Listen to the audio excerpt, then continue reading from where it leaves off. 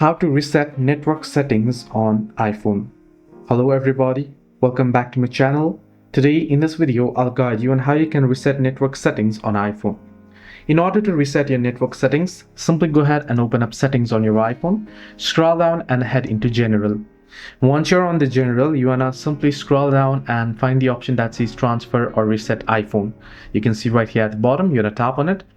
Once you tap on it, you'll find the reset option at the bottom, and down below you can see erase all content and settings. You want to tap on reset option.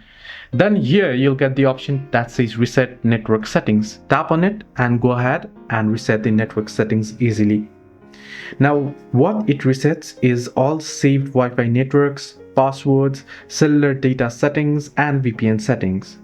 If you are experiencing issues connecting to Wi-Fi, mobile data, or have problems with VPN settings, you can use it.